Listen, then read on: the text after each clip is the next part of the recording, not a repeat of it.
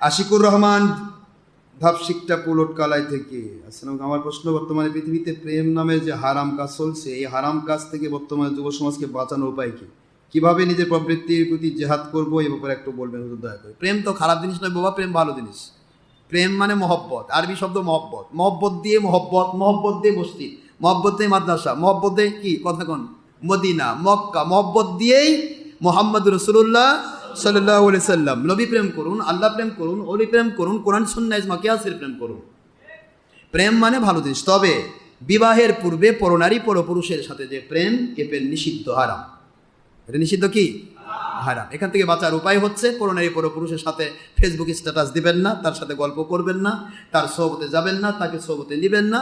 বাস, এসপার ওসপার। বিবাহ কথা মন চাইছে, একটা মেয়েকে পছন্দ হয়েছে, হতেই পারে।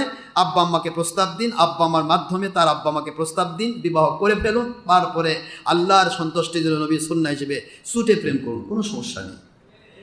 আফটার ম্যারেজ যত প্রেম করবেন জান্নাতি প্রেম হবে। বিফোর ম্যারেজ, বিবাহের পূর্বে যত প্রেম করবেন জাহান্নামী প্রেম হবে, এটা জাহান্নামে নিয়ে যাবে। সুতরাং আল্লাহ পাক বোঝার তৌফিক দান করুন। বেশি করে ওলিদের সোহবতে আসুন, নামাজ রোজা হজ যাকাত আদায় করুন, কোরআন সুন্নাহ ইজমা কিয়াস মেনে নিন, দরুদ শরীফ পড়ুন, আল্লাহর সন্তুষ্ট হয়ে থাকুন। ওগুলা দুই নম্বরই চিন্তা মাথায় থাকবে না। আল্লাহকে যে পেয়েছে তার জন্য মেয়ের অভাব আছে? হ্যাঁ। আর আল্লাহ যে পায়নি, সে খুঁজে খাজে মেয়ে চাইবে, মেয়ে ও চাবে না। কথা কন না কেন? সারাদিন মেয়ের পিছে ঘুরবে। মেয়ে সহ দুনিয়ার সকল সম্পদ ছায়ার মতো, খেয়াল রাখবেন। পিছে দৌড়াবেন, ছায়াও দৌড়াবে। আপনার ছায়া যদি দৌড় দেন, ছায়ার দিকে দৌড়ান, ছায়া কি থাকবে না দৌড়াবে? ছায়া দৌড়াচ্ছেন, ছায়াও দৌড়াচ্ছে। ছায়ার পিছে যেতে ছায়া এক জায়গায় নাই, কোথায় নাই? যেখানে অন্ধকার। কি ঠিক আছে না? আর ছায়া বাদ দিয়ে ছায়ার বিপরীত দিকে দৌড়ান, মানে আলো যেদিকে সেদিকে বিপরীত দিকে ছায়া। আলোর দিকে দৌড়ান, ছায়া আপনার পিছে দৌড়াতে দৌড়াতে ও আলো হয়ে যাবে। মহিলার পিছে দৌড়াতে হবে কেন?